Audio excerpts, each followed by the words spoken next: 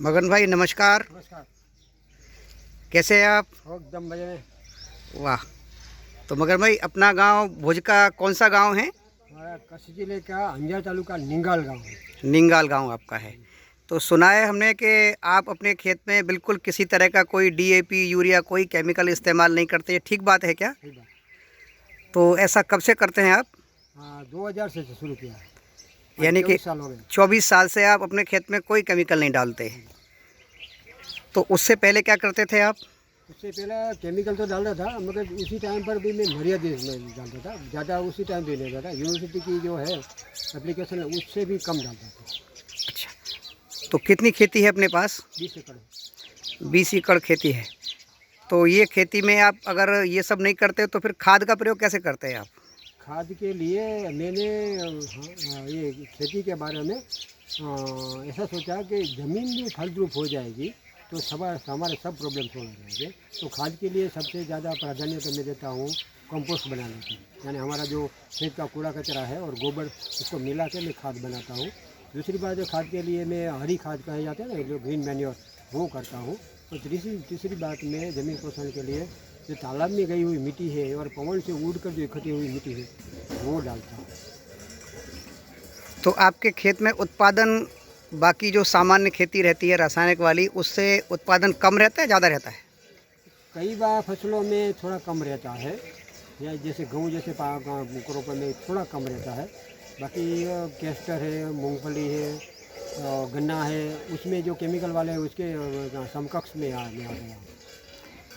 और लागत का क्या रहता है आपका? लागत उनसे ज़्यादा है या कम है? लागत तो मैं जानबूझकर बढ़ाता हूँ, जानकर इसलिए बढ़ाता हूँ कि मैं कंपोस्ट ज़्यादा बनाता हूँ। कंपोस्ट में ज़्यादा खर्चा होता है, तो क्या कि मैं ज़्यादा कंपोस्ट डालता जाऊँगा तो क्या होगा कि एक दिन ऐसा हो जाएगा बाद में मुझ कुछ नहीं डालना पड़ेगा और ज़मीन एकदम स्मूथ हो जाएगी। उससे लागत कम नहीं है मेरे पास, लागत तो इतनी है। पर जो वो है कहीं सामान्य गाँव की भाषा में कहें तो जो माथापूरी है, जो माथाकूट है वो कम है। तो आपके पानी की स्थिति क्या है? पानी स्थिति अच्छी है और मेरे खेत से 4 किलोमीटर दूर से मैं पानी लेकर देता हूँ। पानी है अच्छा, पानी मीठा। 4 किलोमीटर दूर से पानी लाते हैं आप? अच्छा, यानी पानी की आपके बहुत कमी है, उसके बावजूद आप खेती कर रहे हैं और उत्पादन ले रहे हैं। मेरी ज़मीन क्या है, मेरी ज़मीन नीचे क्ले सॉइल है, यानी नीचे खाड़ी ज़मीन है, ऊपर रेती है। ऊपर पतली ज़मीन है, नीचे क्ले है, और नीचे ज़मीन में बोर करें तो पानी खारा निकलता है। तो सॉइल कार्बन तो फिर आपके यहाँ चूँकि कच्छ में तो बहुत गर्मी पड़ती है, तो सॉइल कार्बन को आप वहाँ रोकने के लिए क्या करते हैं? वो रोकने लिए दूसरा कोई इलाज तो नहीं करता, ज़्यादा डालना वो वही मैं करता हूँ। दूसरा तो कोई उसको मल्चिंग करना वो करना तो वो इतना पॉसिबल नहीं है। तो कम एक साल में कई किसान 3-4 फसल लेते हैं, तो मैं क्या करता हूँ एक ही लंबी आवर्जा की फसल है तो एक ही लेता हूँ, और दूसरी जो शॉर्ट एवरेज की है तो उसको दो फसल लेता हूँ। एक सीजन छोड़ देता हूँ। आपने सॉइल कार्बन टेस्ट कराया है क्या हाँ कभी? जी, करवाया। कितना है आपके यहाँ? अभी जो मेरे 4 खेत है, मैंने जो छोड़ा पहले 2000 से साल छोड़ा, 8 तक मैंने छोड़ता गया। तो अभी जो पहले प्लॉट है उसमें 7.25% हो गया। 1.25% हाँ, आपका है कार्बन? और दूसरे में कि एक है और दूसरा जो 2 है उसमें यानी 0.7 पर आ गया। 0.75 तक आ गया है। कितने प्रकार की फसलें आप लेते हैं उसमें, कौन कौन सी फसल?